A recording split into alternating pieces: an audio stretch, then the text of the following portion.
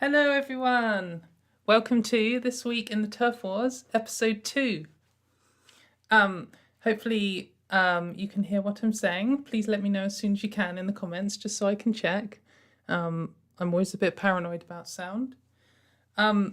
So hopefully this week I've got a few more graphics and things, and I was planning to do an intro for you, but I didn't finish it. It's been a pretty rubbish week, so hope maybe next week, we'll see. Okay, good. Everyone can hear me, that's good. So yeah, the first thing I'm going to address this week, I'll just say, this show is me basically going through the nonsense that I encounter from transphobes, gender critical people, TERFs, and those kind of people.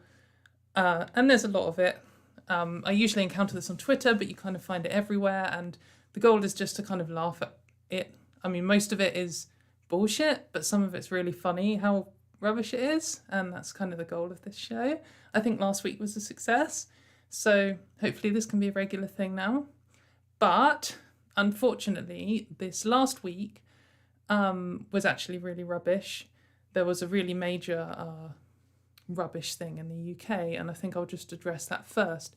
So I'll talk about that quickly, and then we'll move on, and there'll be a lighter ending, and we'll deal with some funny things. But I know this has been quite rubbish for everyone.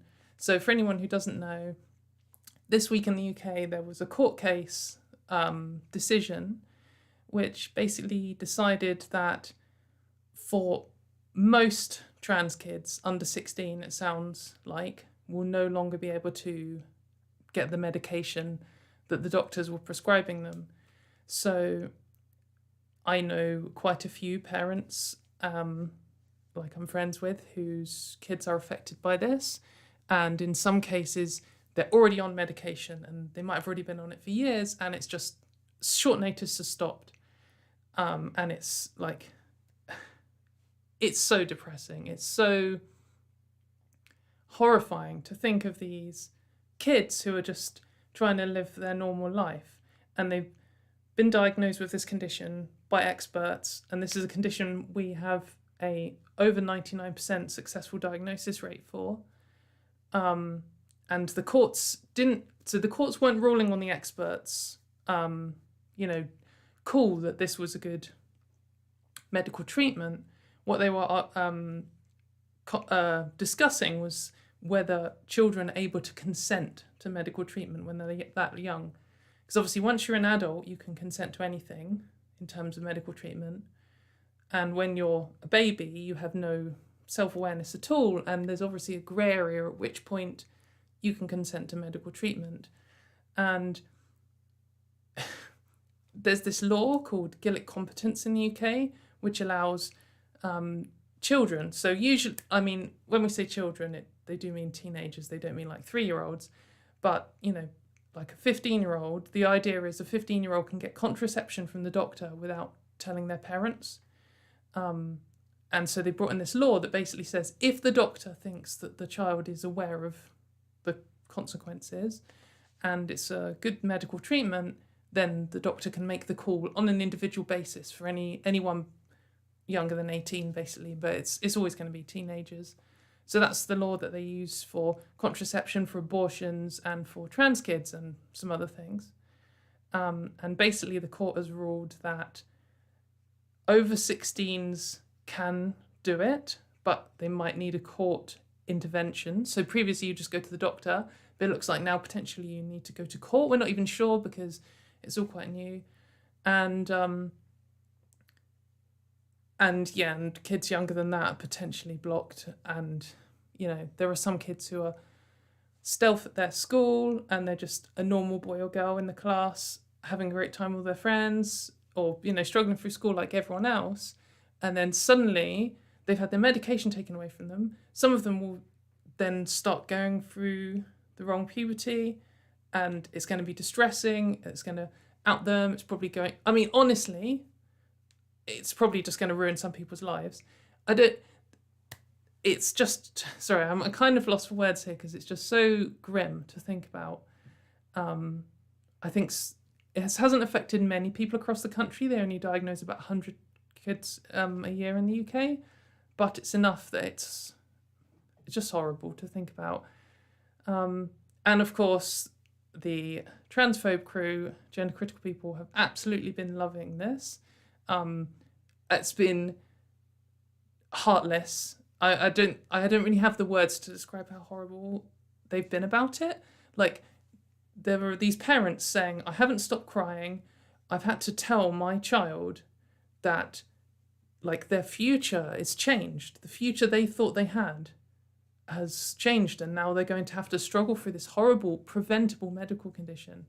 And they've written this because they're in despair, and they've written it on Twitter or Facebook or whatever. And then loads of gender critical people turn up and be like, they deserve it or whatever. Or, you know, like, oh, you're torturing your child and all this. It's just absolutely malicious. There's no, I'm really sorry about this decision, but I feel like it's the best for people. I haven't seen any of that. I haven't seen one single, like, my condolences, but, which is still a bullshit position, but anyway, disgusting. So I think there's a couple of tweets coming up about that, but yeah, it's been pretty heavy. I've been pretty depressed this week, but anyway, let's move on to some tweets and deal with some of the idiots from the general argument pool that were mostly not about this. So, yes. Oh, and just a reminder for everyone, I've censored everyone in this, apart from a few of my friends. Do not hunt these people down. The point is to ridicule them here and ridicule the ideas, not to go and find someone and tell them to fuck off, whatever. They'll obviously tell them to fuck off if you encounter them in real life, because why not? But anyway, so on to the first one. So this was a hilarious conversation that went on for absolutely hours, and it was me and a couple of others, and my friend here, Kira, who is Kira@6, who you should all follow on Twitter, because she's like a total warrior for fighting gender critical people too. I'm often on the front lines with her battling. So she's a cis woman, and we're having a conversation, and for some reason, this person had decided that she must be trans, despite saying she was a cis woman, and here she's posted her photo. So this person's like, are you really convinced that Kira is trans? She's like, most likely, yes, he is. And then Kira's like, well, I grew these tits on HRT. I took it from age 15, finishing when I was maybe 21. Like, obviously taking a piss of how stupid that is, and posted a photo where, like, you know, there are trans people who completely pass, and there are cis people who don't so much, but it's just a ridiculous accusation. Just saying, look, why are you accusing me of this? And then this person's replied, as I said, Barbie doll fetish. So they're accusing this random woman not only of being a man, but because she's blonde and because she has big boobs, she's somehow got a fetish. Like, you don't choose your boob size, or, you know, some people do, but most people don't choose their boob size or their hair colour, or they can choose. But it's like, this is just who she is, and who cares if she chose them, which she didn't in this case. And who cares if she is a trans woman, but she is. It's just so ridiculous. And anyway, so the point we were making from this is, like, if you're just accusing random women of being men, and especially when they are cis women who, like, aren't androgynous or trans looking or whatever, like literally just random cis women of being men, then I mean, how does your ridiculous we need to ban all men thing work? Like, how are you going to ban trans women from the toilets if you're just accusing completely random cis women of being men? So anyway, we asked that, like, do you actually think that she should be banned from women's spaces? Or should she be allowed in women's spaces? And they've just said no. It's utterly mad. Anyway, there was like 24 people in this conversation. So I tagged all the other gender critical people and I was like, is any of you going to call this out? Are any of you going to say, actually, I think this person is mad or wrong, or this is an extreme case, or they don't represent gender critical people? None of them did. They all deflected, of course, because none of them can ever back down on anything. So that was a hilarious evening of nonsense. That's a little bit small, sorry. So this is a very good example of something that quite a lot of... There's a type of dedicated gender critical person who does this, like their whole account is set up for it. I mean, to be honest, it's kind of the standard one. When you get random abuse and they use certain phrases and you click through, they always have the same kind of profile, you know, it's just about trans people and they've all got the same crappy pronouns joke and a J.K. Rowling quote, and it's all the same. And a very common thing they'll do is, I mean, it is literally gaslighting. They'll just tell you you've said the opposite of what you've said, or they just do not care. There's no attempt at integrity at all. And I just thought this was a perfect example. So they actually started off with a bad faith thing. So I made some comment, this is about conversion therapy. And so they tried to be like, oh, so are you saying that you're not trans if you don't have surgery and hormones? And I wasn't actually, even if I thought that, I wasn't saying that, but I also don't think that. And I answered the question in full. No, that's not what I'm saying. That's literally the end of the question. But then I addressed what's going on in the conversation. So I basically said here, it's not really that interesting to read out. You can read it. But I was just basically saying, well, what's going on in the conversation here is nonsense, and this is what you're really trying to say. And then they've said, begging the question doesn't answer the question. So firstly, that isn't what begging the question is. And secondly, I did answer the question. So I just replied with a screenshot of just above where they've got their question and my answer. Do I think that you're not trans if you don't take surgery and hormones? No. And then they've said, nice cropping. I'd expect nothing less from you. So what they're trying to suggest here is that I've like cropped out the rest of my answer in order to like conceal the truth or something. It's just so frustrating that they'll just do this. And then there was like 20 people in this conversation. No one's like, hang on a minute. Like, I actually agree with what you're saying, but, you know, she did actually answer your question, like, explicitly. And she has actually linked her answering your question. And the bit she's cropped out isn't about your question. No one cares. They'll just join in. They'll just be like, oh, Katie just hates women or something. It's like, and this was a man, of course. Yeah, all the time, every single day, this happens. Every single day from gender critical people, like constantly. So this guy, so I just stumbled on someone's account, and this guy just had this tweet pinned to his profile. And as you can see, it had been pinned for 4 days. And he had said, men are men, women are women. That's the tweet. Good tweet, mate. It's a shame that even though it's your pin post, for anyone who doesn't use Twitter, your pin post is like when you click on someone's profile, it's the first thing you see. And often if someone does a viral tweet and it gets like 100,000 likes or something, they'll pin that because it's a little like proud moment, like, this is what I've done on Twitter. Or you might pin something about yourself, or just like, I currently have an advert for this show pinned. So it's something that you want people to see.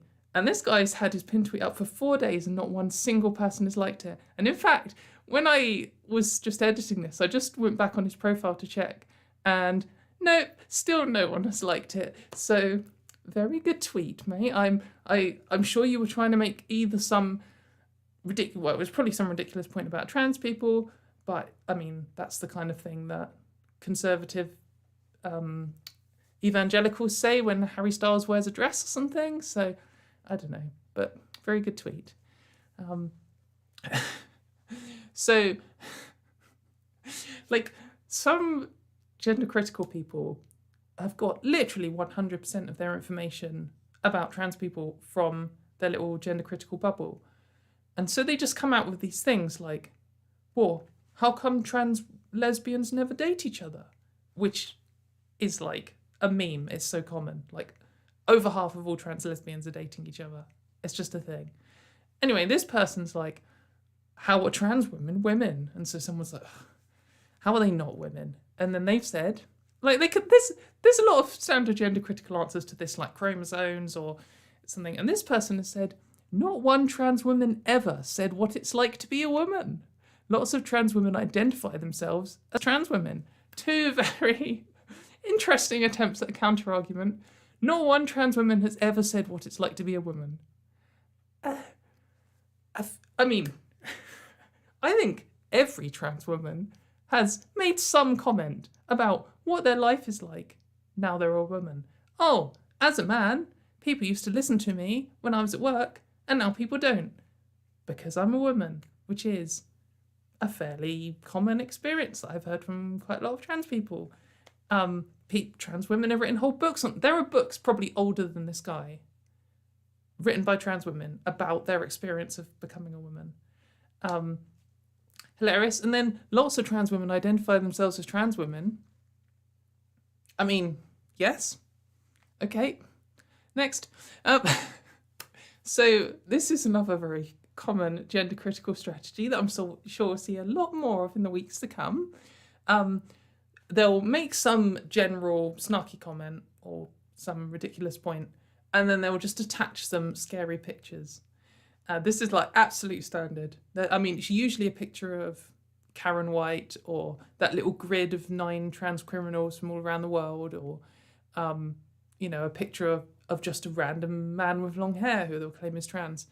So anyway, this person has said, oh, why do they keep saying some of us are dangerous? Well, some trans women are probably dangerous because they're humans, and some humans are dangerous. Some cis women are dangerous. So I think if anyone ever said no trans women at all, full stop, this is actually literally what I mean, are dangerous, then they're obviously an idiot. But usually it's more like, oh, trans women aren't dangerous, just fuck off. Because trans women as a group aren't dangerous. But obviously some trans women are dangerous. But anyway, let's have a look at the evidence that you've provided for this claim. So the first one, I swear, this is the quality of the picture they sent me. So all this blurry nonsense at the top, it's just blur. There's no actual anything there. This is like a 500 square pixel JPEG that's been compressed.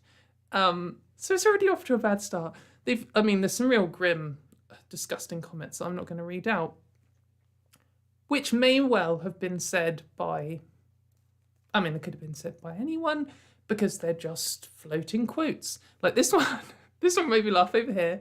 There's one that just says, cum dump. Which is unattributed, but has a red box around it to highlight your eyes to it. So I presume that someone in the past has said cum dump. I suspect that in perhaps the sex worker and porn world, it's a thing that people say quite a lot. But yeah, so there's just some random quotes. Some of these things could well have been said by either people claiming to be trans online or just by trans people. Some trans people say some horrible things, especially some kids might say something like this one down the bottom, sell all swerves into sex slavery, mandatory sex changes for TERFs. Obviously that's grim. And if someone was literally proposing that, that would be, horrible and violent. It's obviously like an attempt at a sick joke, which some people find funny. That's you could complain about that if you wanted, but it's not like a threat in the way that perhaps this one is. But that's unattributed. Anyway, it's just a wall of things that some people have allegedly said. It's not like, oh, here's a thought leader. Here is, Laverne Cox saying something horrible about cis people or something like that. It's literally, here's just a thing. Here's a random Facebook post with 1 like. Total nonsense. Anyway, this was actually the best of the 4 pieces of evidence provided for us. So kind of nonsense. Anyway, the next one, we have a chart of grip strength against age for males and females. So whenever, they absolutely love doing this. If sport ever comes up as a topic, ever, with gender critical people, well, with gender critical men, the first thing they'll do is talk about UFC or MMA, because it's all about fighting. That's seriously a pattern. But something they'll always do is they'll crack out a chart of grip strength or something, and it will have men versus women, and they'll be like, see, QED, don't need to describe anything more. That's my full argument. But this is, I mean, one of the issues of being a trans person is all studies and data don't take trans people into account. I mean, I would go as far as probably asserting all of these people are cis people. And if they're not all cis people, they probably are recorded incorrectly. There could well be a trans woman in there who's recorded as a cis woman. There could be a trans woman recorded there as a cis man. We don't really know what this has been controlled for. It's not impossible that this is some paper that's including trans people. If it was a paper about trans people, they would have highlighted trans people separately to show which groups they're in. It's literally just, here's a chart of some cis people, so I'm just going to blindly assert that trans women are men. And so this is actually begging the question, I think, where you are like, assume that your conclusion is true as your premise, as part of your premise. So obviously completely nonsense, though I do like down here, I don't know if you can see the colours, there's one little random blue dot. So if they have included any trans women as males, that's probably a trans woman, because my grip strength is absolutely rubbish. Anyway, on to evidence 3. So here, this is another classic. They've included a chart comparing sexual offences in the UK in 2018. And ever since 2011, they've sorted people by self-ID, which means all the trans women will be in the female category. So that's kind of doesn't really mean anything, and if anything, it's kind of a counter to your argument, because there's only 128 crimes and you're suggesting there's some epidemic of trans women criminals, and evidently there's not. Another cell phone. And then last of all, we've got, I presume from some ridiculous paper, sex differences that suggest male design for combat in humans. So maybe this is even a creationist paper. I'm not sure why it's got the word design in. I don't know where it's come from. I need to look it up. It's not really relevant because it's another example of, well, here's a load of thing about cis men. All right, okay. So that was a good little package of evidence to provide. And that was backing up the claim that trans women are dangerous, by the way. So men have good grip strength, but we don't know about trans women. Men are designed for combat, but we don't know about trans women. A blurry picture with some things. And then a chart showing that there aren't many crimes committed by women, including trans women. So that was a good little example of the kind of evidence that we often get. So this is unfortunately about talking about the trans kids situation, and I actually stayed clear of it because it's just been so depressing, but there was a few things that came up that I couldn't not respond to, and this guy responded separately to lots of my different tweets, and I thought, well, fuck this guy, I'm gonna reply to some of his things. So I'm quite annoyed about how the scientists went in and said, here's the evidence we have. When we make a diagnosis, we're almost certain that this person is going to go on to benefit from transition. Over 99% of the time, that's the case, once we've made a diagnosis. And the court said, well, it doesn't really matter because this isn't actually an argument about the science. This is an argument about consent, which is an ethical question. So really what's happened, in one sense, is that the courts have overruled the scientists. The scientists will say, here is someone, we know we can improve their life, like 99.5% of the time. And the courts have said, it doesn't really matter because we don't think it's ethical for that choice to be made for them. So anyway, I've said, obviously all the gender critical people are just blindly backing that up because it's gone the way they want and they don't really have any actual position on this, but I've said science is offensive to gender critical people. You're all opposed to the internationally recommended healthcare for trans kids. I mean, that's a fact. So they've said, so you're for unlicensed use of medicines on minors in the UK. Obviously trying to phrase it in a way like, I'm all about me, Katie Montgomery, is all personally about experimenting on children. Not very, and then they've said, not a very scientific viewpoint, of course. So they've said unlicensed use of medicines. So I think the first thing you should always do is when someone confronts you with this, don't necessarily instantly go with an argument like, oh, well, this is actually what the experts recommend. Just Google some of the terms they use, because I just thought I'd Google to see what the official UK stance on unlicensed medicines are. So I went to the GMC website so GMC is General Medical Council, and they make all the decisions for doctors in the UK on what the law is and what the ethics are and stuff. So if you just search for unlicensed medicines GMC, making all the calls in the UK, it says the term unlicensed medicine is used to describe medicines that are used outside the terms of their UK licence or which have no licence for use in the UK. Unlicensed medicines are commonly used in some areas of medicine, such as paediatrics, psychiatry, and palliative care. So they're commonly used for children. They're also used less frequently in other areas. And then it goes on to explain when you should prescribe them and what considerations you need to take. There's a whole set of guidelines here saying unlicensed medicines are sometimes the only option, and for certain treatments, or particularly for children, like loads of medicines are specifically licensed for adults.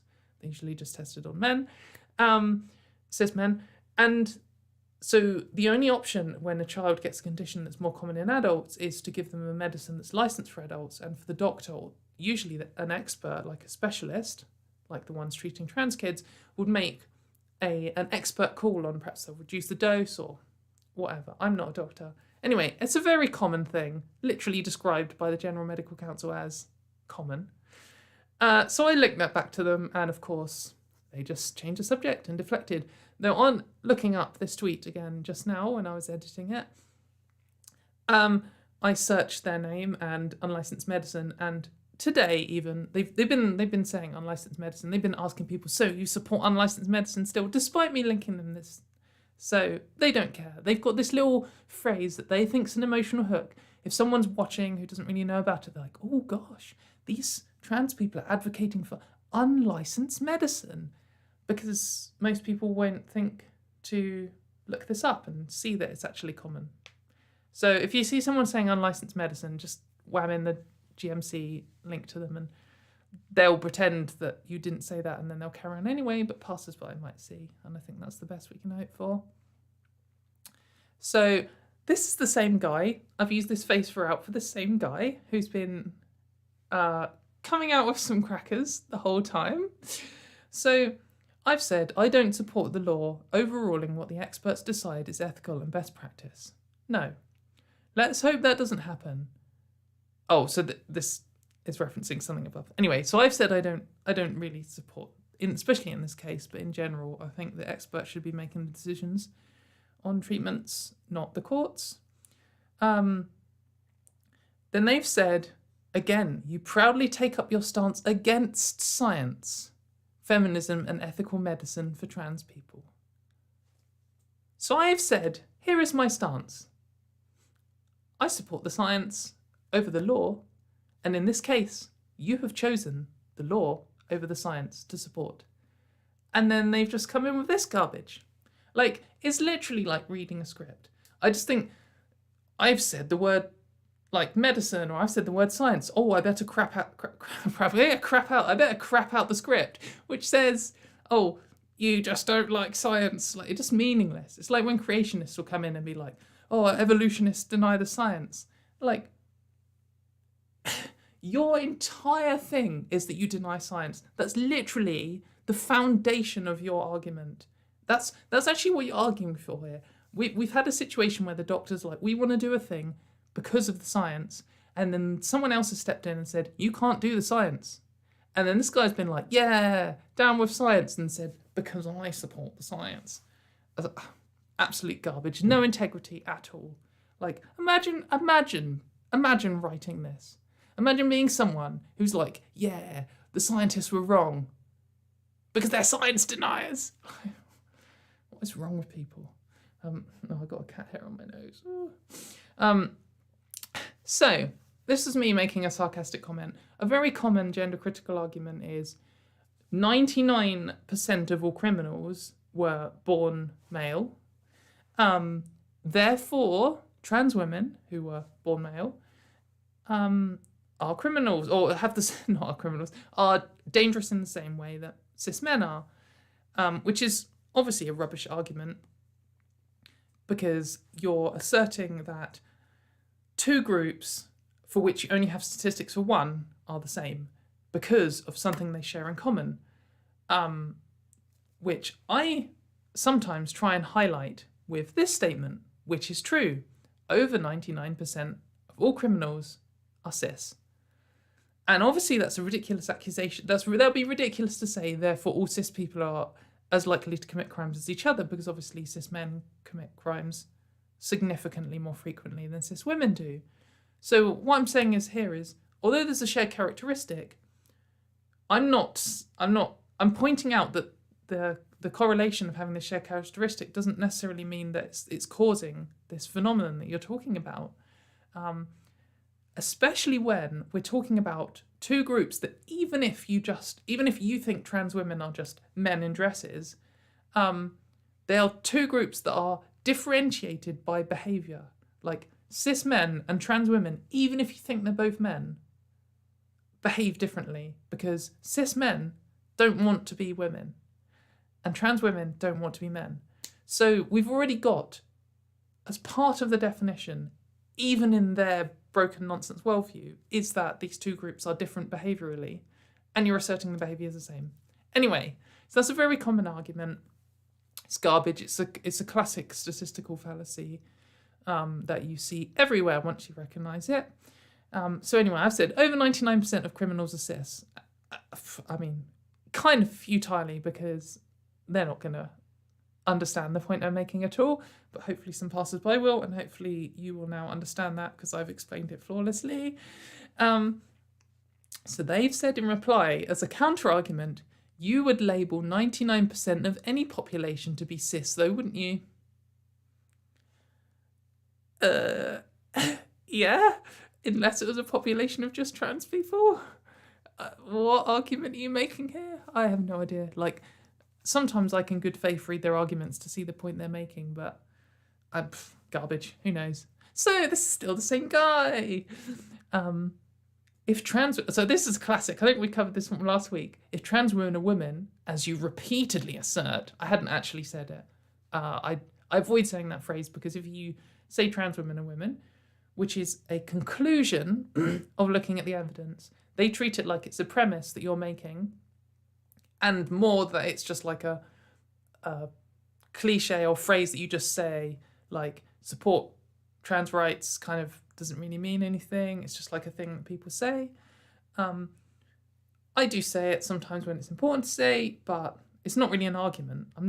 It's not an argument on its own. It's like a conclusion. So I hadn't actually been saying it. I hadn't said it. You can probably search it, and I probably said it very few times on Twitter. But anyway, can women become trans women? Oh, it's just so dumb. Like, is this really supposed to be an argument? Is it like, really? You actually think that's a zinger? You put a little face at the bottom to like show how, your worldview is so stupid because you think that just because all lions are cats, does that mean all cats are lions? Idiot. I didn't like this guy. He came out with a lot of nonsense. I'm not sure if there's another one. Is there another one? No, good, we've moved on. That was all of that guy. He came out with quite a lot of nonsense this week, and it was all funny, but all frustrating, because it's the kind of person who says something and you reply to it and they don't react to what you've said. They just say the next thing in their script. So it's like they're talking to a wall, but you're not a wall. You're actually answering back. I don't know. It's just a really weird thing that you see from certain groups of people, gender critical people, MRAs, creationists. I was going to say atheists then. I was like, probably say it from atheists too. Anyway, so on to this next one. So this is two women. One of them says, if there are no safety issues, Katie, so that means with people. So I think the argument here was, like, trans women should be able to use the women's toilets because there's no safety issues. So they've said, if there's no safety issues, Katie, why can't you just use the men? And someone else is like, this. And I've said, well, the same reason you two can't use the men's. I mean, you could use the men's. Sometimes women use the men's because there's a long queue and it feels safe, or because they don't care, or because one of them's closed, or... I mean, sometimes you don't feel safe doing it. You know, if you're at some sleazy nightclub and there's a load of, like, greasy guys, you're not going to go into the men's, are you? And the reasons are, really, I mean, hopefully they would know the reasons. The reasons are, I mean, like, safety, like, dignity, tradition, social contract. I mean, whatever reasons they think they have to use the women's toilets are the same as the reasons that I use the women's toilets. Anyway, I've said, same reason you can't use them. And they've replied, no. Okay. I'm not really sure that I have a counter argument to no. But I don't actually think that they have any counter argument to the point I made at all. And I think this kind of sums up the kind of, like, whole argument here, the whole gender critical argument. Like, we can say, well, trans women have used the women's toilets with no problems your whole life. There's never been an issue before. No one's been complaining about it for the last, like, 50 years or whatever. You've all just started complaining about it since 2018, when the gender critical movement became big because of the trans panic. Your whole position is nonsense. Like, you're saying you're trying to defend women or something from something that's just not a problem. The solution you're proposing is nonsense, dangerous, completely impractical. But it doesn't matter, because no. Yeah, it's just so tedious. Like,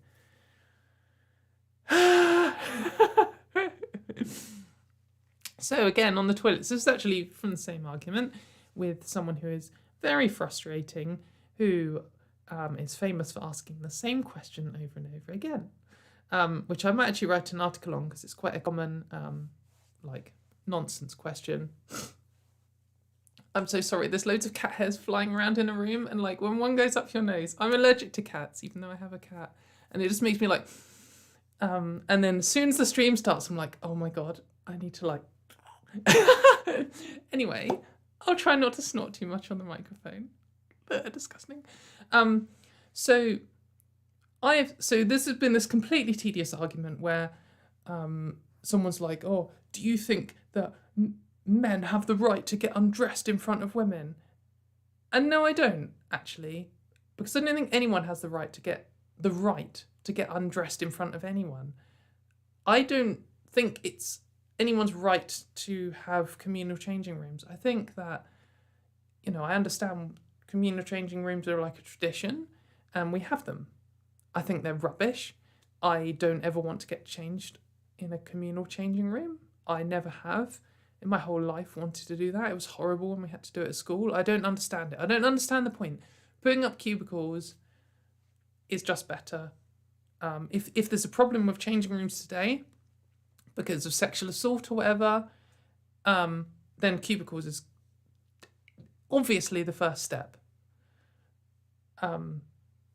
Anyway, so that was my position, and there was a whole situation with people lying about, you know, because they're always trying to frame it like trans women feel they have the right to get undressed in front of other women, and obviously that's completely garbage. All we're saying is, if there's only a communal changing room, which I don't want, I'll probably get changed in the toilets or get changed at home if there's only a communal changing room, but currently today the law is that trans women can get changed in women's changing rooms, and there are no problems with that because that's what's been happening your whole life, and it's obviously not an issue. So anyway, I've said I think we should just get rid of communal changing rooms, because it's clearly, if you've got a problem with them, I've got a problem with them, there could potentially be a general problem with them, and they're all solved by getting rid of them and putting in cubicles instead. And then this person's tried the argument, so You wish to deny the right of women to use communal changing rooms if they wish to. Who are you to choose that? What right? So I was being accused of feeling like I have the right to get undressed in front of women, which I don't want to do. And now I've said, well, I don't think that's anyone's right. And then this person, this gender critical person, has come in and saying, so you're taking away my right to get undressed in front of women? Like, everything they do is projection. It's so frustrating. Absolute nonsense. Like, imagine trying to argue that in a European Court of Human Rights. Like, I demand my right to get undressed in front of other women. What's wrong with you? Ridiculous argument. So this one was quite funny. Me and Kira from earlier, who you should all follow, and several others were battling with a group of gender critical people about some nonsense. And there was this one guy who was being misogynistic throughout, and was one of these guys who claims to be an ally to women and transsexuals, who is just a misogynistic transphobic man and is gender critical, obviously. Like, gender critical men are, like, if you've ever dealt with a few of them, you recognise the pattern. They're all the same. They've all got something. They're all, like, weird as fuck. Like, I won't make any claims on camera. Anyway, we were talking with this gender critical man who was being really sleazy and was just given that vibe where you're just like, this guy's a misogynist, this guy's transphobic, absolute loser. And he said, I'm an ally to women and transsexuals because they all say that, because they need to tell themselves that in order to feel like what they're doing is justified. And then someone found this article about him. And it turns out he was actually running for office for some position in the Scottish National Party. And he was kicked out for sending extreme porn, according to the article, to his rival politician, who was a woman. So this guy, like, literally lost his position for harassing women. And there's this excellent quote in the article from his former election agent who says, at Tuesday's meeting, it was obvious that many people, in particular women, didn't want to work with him. Like, this is gender critical men all over. They're all, like, honestly, they're all like this. It's created this perfect environment where misogynistic men, who are almost certainly homophobic and transphobic, can say whatever they want to a subgroup of women. They can be as misogynistic as they like to trans women and cis women who support them, and just get blind backing from people calling themselves feminists. So it gives them this, like, perfect cloak of deniability, because this guy can say, I'm an ally of women. I'm like, fuck off, are you? You're a misogynist. And then 3 gender critical people, women, will reply underneath saying, like, this guy's actually great, I support him, he defends me, he defends my rights against you and the aggressive trans cult or whatever. Yeah, so it gives these kind of people space to be dickheads and be praised for it by people saying they're feminists. It's just nonsense. But anyway, like, this has happened so many times. There's a few other classic moments I've had battling with people, and you're in the middle of arguing with someone who's clearly misogynist, and you've been saying that, and then someone will just chime in and they'll be like, by the way, here's an article from when this person, like, not this guy, but a different person, be like, here's an article from when they had a restraining order for harassing some women or something. Like, Anyway, on to the next one. Oh, no. So this is on the same guy. It turns out, as well as harassing women, he also pretended to be a woman on Twitter to, like, I'm not quite sure what was going on here, to basically deceive people, got into the DMs pretending to be a woman supportive of them, abusing people, preys on vulnerable women, according to these people. So, of course, unsurprising. So this is on to the next one. So this is, again, about the SNP, which is having a transphobia scandal at the moment.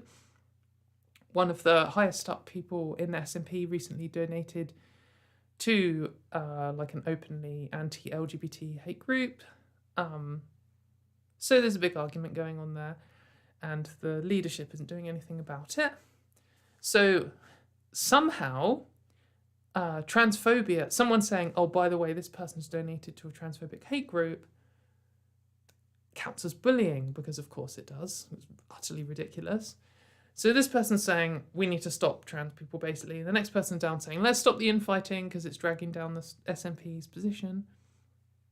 And this person has said, by the way, this person lives in Cardiff, and they've said, by which time women wouldn't be able to discuss their periods in public without getting arrested. Like, it's the meme. You can't even say your English these days without getting arrested. Like, what ridiculous world do you think that anyone wants where women can't say period in public without getting arrested? It makes no sense at all. It's just like it's like peak. It's PC gone mad, but for the modern era with transphobic people. Oh no, I've messed up my app. Where I changed the slides. Oh no, I've lost the code. Let me see if I can try and quickly remember it. Oh. What was the last two numbers?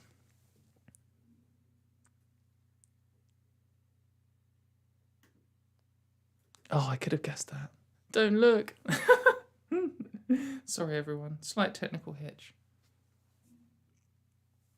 So, this was the main good news story of the whole week, which was great. So, Elliott Page, who is actually someone I hadn't heard their name before, which is good because now I won't accidentally dead name them. But they are a big deal, celebrity-wise. They're an actor. So Elliott Page has come out, and this is an article written in the UK's independent newspaper by my friend, not Kirsty, who you should all follow on Twitter, and you should read her article because it's great. So yeah, Elliott Page came out as, I think, non-binary trans man, or certainly like trans masculine in that direction, and is now he, him / they, them, which is great. And I think my initial reaction to it was not as good as it could have been. Not a bad reaction at all. I mean, this was on the news of the trans kids thing in the UK, so I was very stressed and depressed. It was someone who I hadn't actually heard of, despite them having 1.5 million Twitter followers. And I also kind of think when particularly like American celebrities come out, I'm like, well, we've got enough American celebrity trans. We haven't got enough, but there are American celebrity trans people, and they kind of like seem so unreachable to me. But something I saw some trans men and non-binary people pointing out was lots of the famous trans people in the USA, like in the media and in film and stuff, are trans women. And it's great to have someone of this high profile. You know, everyone apparently, apart from me in the entire world, knows who Elliott Page is, has come out publicly as trans, and actually wrote an amazing letter that you should read, like smashing it, like, I'm trans, here's some political issues, like, deal with it. It was a good letter, so that was really good news. And because it was good news, that of course means that all the gender critical people were absolutely outraged. And they came up with the standard creepy, grim take that they always come out for anyone who's not trans women, basically. Which is, I find it depressing how many young lesbians now feel that because they do not perform or feel invested in conventional femininity, that they can no longer be women, and so they shift from identifying as lesbian to straight men. Compulsory heterosexuality all over again. If coming out as trans brings the actor formerly known as Elliott Page any measure of peace, then I'm glad for them. But my heart also breaks as the lesbian community grows smaller again and loses a role model again. So there's a lot of layers of like fuck off in this take, which this take is not rare. This was a very, very common gender critical take. I haven't censored this person out because they're quite a well-known person for other things. They are from a feminist background. They were coming out with anti-feminist bullshit like this, and they've got like a blue tick.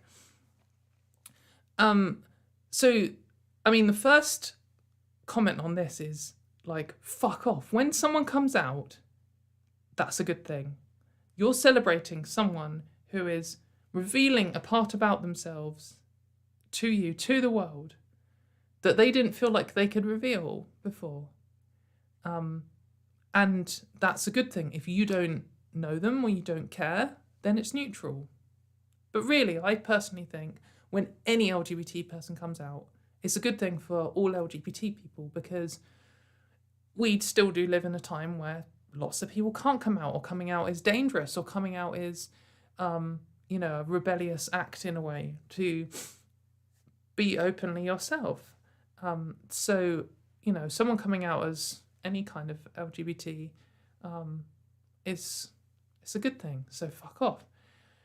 And then there's such a common thing that I think this lady is a lesbian, and I think that almost all gay people and lesbians and bisexual people must have encountered or been aware of this kind of, why couldn't you just stay straight for me kind of thing. Like, you hear it from parents, you hear it from like church leaders, or you hear it from like just general society, or like, like it's as if it's a slight on them that you came out, like, oh, why couldn't you just be normal? Why are you doing this to me? Why is my child like being gay? Like, I've seen that sentiment so much. You see it on Twitter all the time. I'd like anyone who's been spending any time, at least, I mean, I think a lot of gay people would have heard it, but anyone who's spent any time arguing for gay rights has seen it loads. And of course, like all transphobia, it's just recycled homophobia. So the take is, oh, suddenly a trans person coming out is bad for you. Like, as if you own them, as if like they're betraying your idea of what you think they should be. Like, it's just so bullshit. It's so lame. And for a gay person to do that to a trans person, it's like, you know what this is. You know what this is like. It's quite possible that Elliott experienced that when they came out about their sexuality, which they came out first. So it's just so frustrating when people have something happen to them and then they turn around and just do exactly the same thing to someone else. It's just such a classic anti-LGBT position for an LGBT person to then be doing, which is just ridiculous. And then, of course, we've got the pathetic where they've had to dead name them because they can't even bring themselves to respect someone's name. Like, if Elliott, instead of coming out as trans, had said they had got married and had changed their surname, they would have said the surname. Why is changing your name? Like, are you claiming that you're a feminist, but also that you think names are so gendered that you won't even use one that's the wrong gender for someone? It's such garbage. Well, it's literally just being offended by trans people existing. That is all this is. I mean, it's transparently that. And then they make the comment, the lesbian community grows smaller. I mean, yes, okay, technically, the second that Elliott came out, the lesbian community worldwide became smaller by one person. But within 1 second, there was a new lesbian person coming out, or being born, depending on how you want to, describe when someone like becomes a lesbian. But like, there are more people openly lesbian now than in all of human history. It's not getting smaller. And that's a great thing. That's a good thing for trans people too, that there are more gay people. And of course they're ignoring trans women, lesbians as well, because they don't count. When a trans woman comes out, they're still a man. And when a trans man comes out, they're no longer a woman. So it's the classic trans women are men, trans men are men. It's such a garbage take. And like I was saying, of course, it's not the only one. This is a very common gender critical take. So this is another journalist who writes for The Guardian sometimes. Where have all the lesbians gone? Where have all the lesbians gone? Where have the record numbers of people feeling comfortable coming out in the whole of human history? Where have they all gone? They're all coming out as non-binary and men. That's just measurably false. Just total garbage. The amount of trans people coming out is going up, but most trans people are gay or bisexual or pansexual after transition. So most trans men are gay men or bisexual men. So it's not like loads of lesbians are turning into straight men, because most of the trans men are not straight men. It's such a garbage take. It's literally just a reaction. There's no reasoning, there's no statistics, there's no real position at all here, other than I don't like that trans people are coming out, which is, again, of course, recycled homophobia. Garbage. So this one made me laugh out loud at the time. So I was doing, this is another argument about the word cis. They absolutely hate the word cis. They just cannot take it. So I've said, just like cis people, straight people aren't oppressed. No one has lost their job for being cis. No one has lost their job for being straight. No one has ever been killed for being straight. No one has ever been killed for being cis. Doesn't happen. That doesn't mean cis and straight people haven't been killed. I think everyone should know, if I say no one's been beaten up for being straight, everyone should know what that means. That doesn't mean I'm saying that a straight, man who, straight man at all, hasn't been beaten up. It means that he wasn't beaten up for being straight. No one said, that's a straight person, let's fight them. That's literally never happened. But this person, they've always got to try and justify. They're just lie through their teeth. I actually know a guy who was fired when it was found out that he was straight. No, you don't. Totally made up.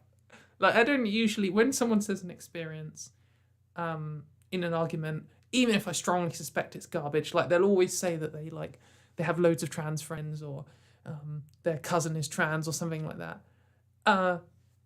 It's almost always garbage, but there's no point calling out, because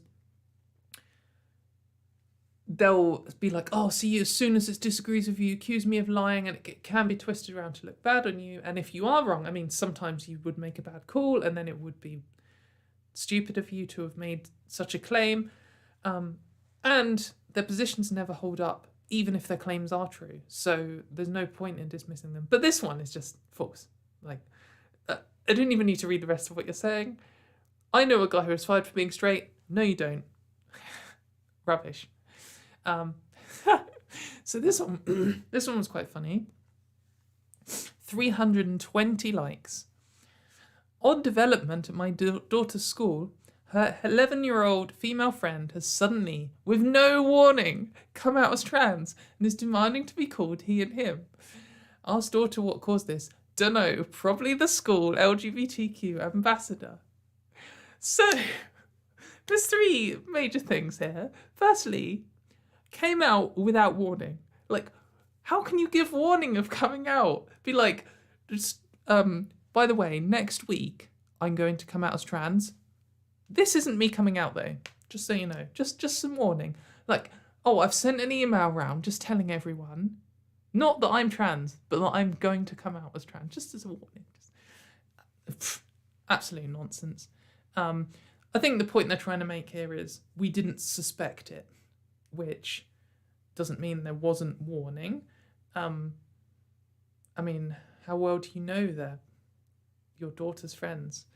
And maybe they didn't feel safe expressing themselves in front of you because you're clearly a transphobic idiot.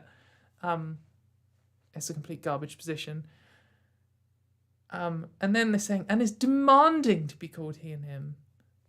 They always try and phrase it like this giant battle for them, I'm just an innocent person who just wants to call this person she, and they're demanding to be called he, and I'm being compelled, it's against my will. Just fuck off. It's just someone saying, hey, by the way, you know, these socially constructed words that we've come up with to signify what someone's gender is in society that everyone uses all the time, and if I called you the wrong thing, you'd be really offended. Can you just call me this because it represents me better, makes more sense for me? It's exactly the same as me changing my name. Like when Elliott changed their name, they're like, oh, by the way, I'm now called Elliott. Like, oh, cool, wicked. I mean, that doesn't affect me at all, and it makes your life better, so yeah, happy for you. So it's not demanding, is it? When like in the traditional cishet marriage world, when a woman gets married and changes her surname, is she demanding? Is it, oh, you're demanding to have a new surname? Or is it just like, well, I've changed my name, so stop being a prick? It's such an entitled position for them to hold. Like, that suddenly when you're saying, oh, by the way, can you use different pronouns? It's a demand. Like, such a stuck-up, self-centered, selfish position to hold, which is very typical for this kind of person.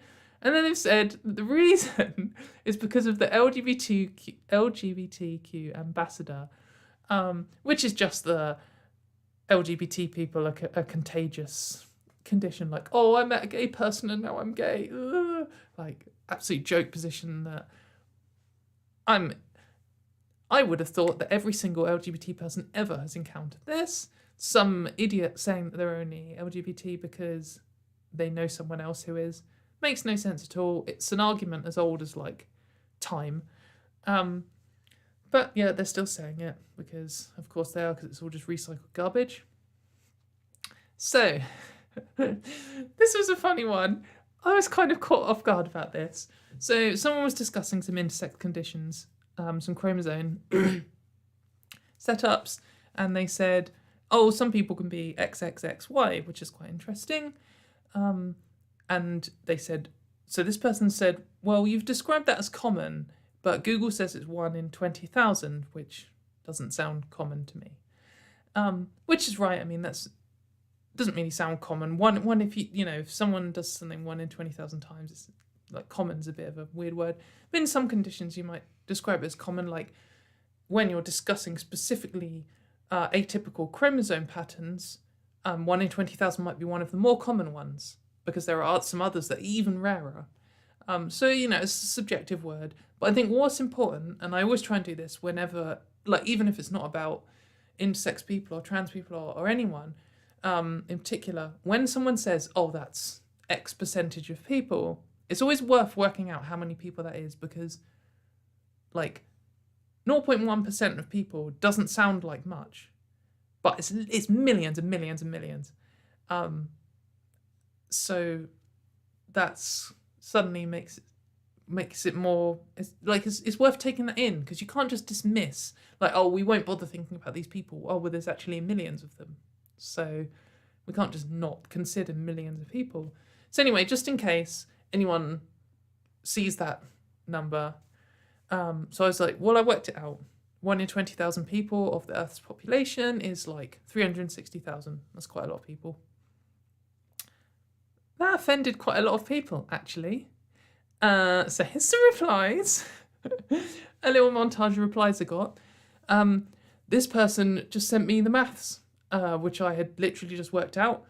So 1 in 20,000 is the same as 0.0005%. Yeah, well done. That's exactly the maths. What maths do you think I did to work out 360,000? I didn't even make it up. This person, I can't really point it. This person just says, no, it's not. That top person, Apple at the top there, says it's also biologically uncommon. Common traits occur in more than 1% of the population. Literally just totally made that up. Why would 1% be the cut-off point for the word common? Doesn't make any sense. Nonsense. This person says, haha, that's less than 0.005% of the global...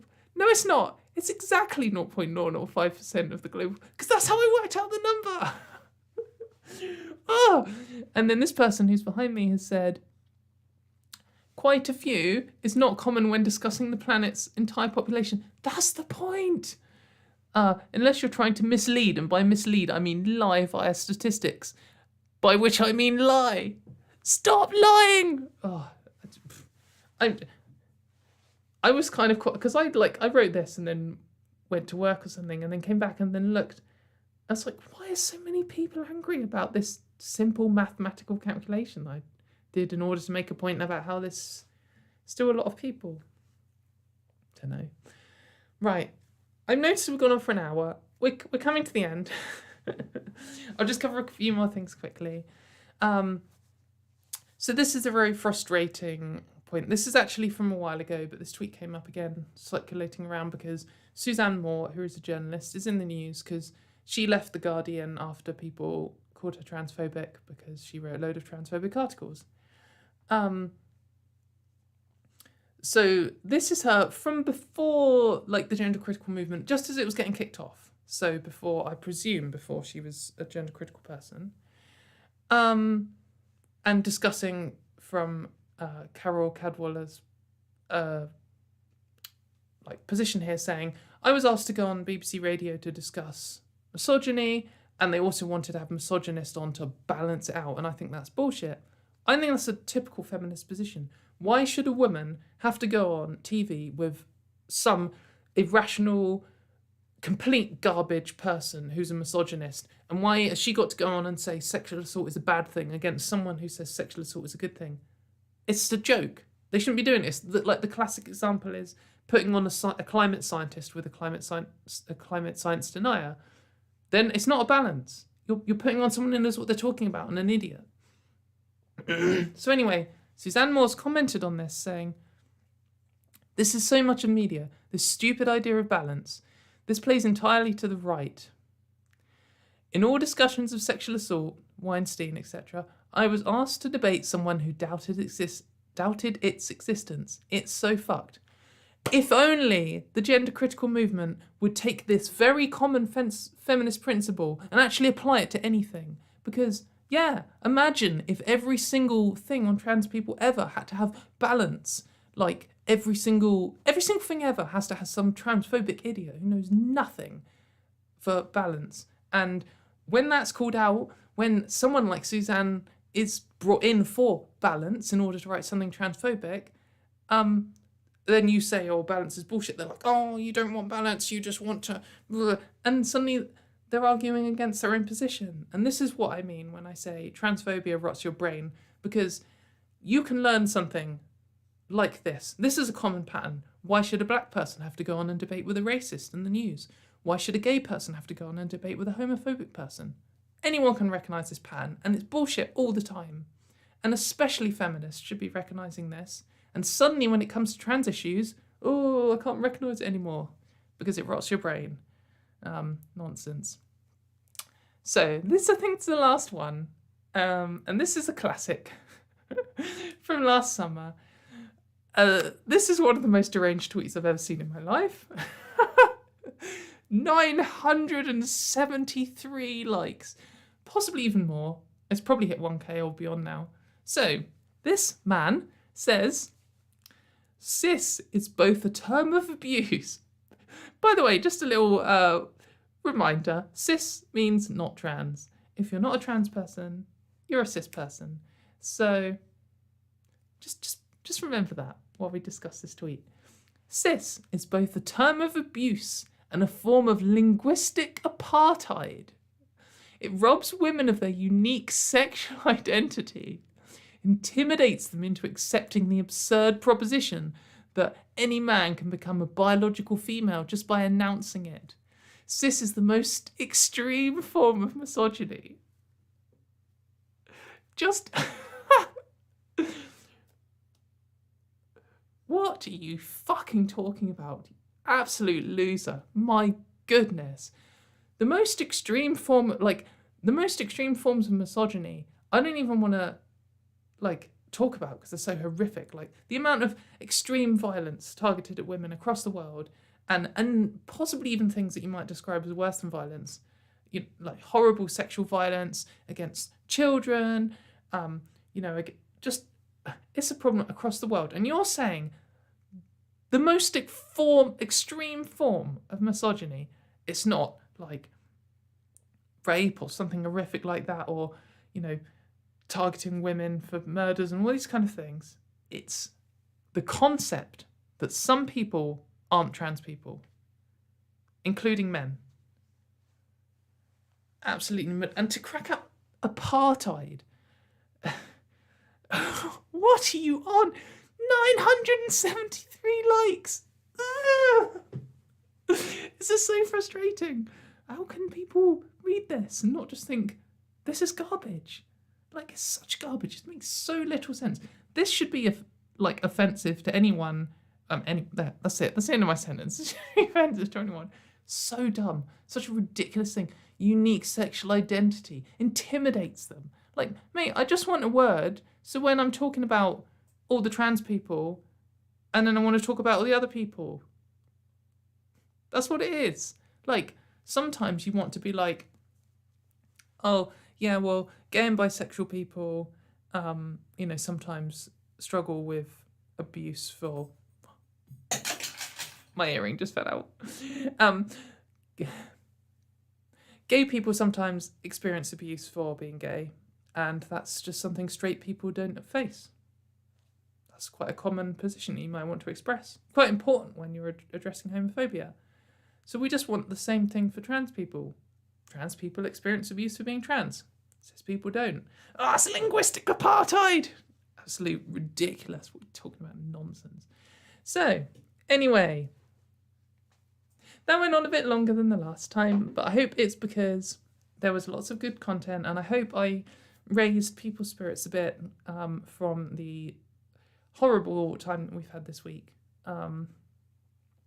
I plan to be back next week. So all of these tweets have been from last Friday until this Thursday. So I've already got today's loads of nonsense, and there's already been a lot of nonsense today. I actually had about 3 days of not really engaging on Twitter this week. So I've got a lot, and I think maybe I need to cut down a bit and select just the worst ones, so that it's not quite so long. But if you think this is a good length, then let me know in the comments. That'd be great. If you got bored, I guess if you got bored, then you're not here. If you just tuned in and you're like, fuck that, I'm not watching an hour, then let me know. But thank you very much for coming and hanging out. I'll be back next week with episode 3, and hopefully I'll have an intro, which will be really exciting and really over the top to match my completely nonsense background of too much of everything. So anyway, thanks for coming, guys.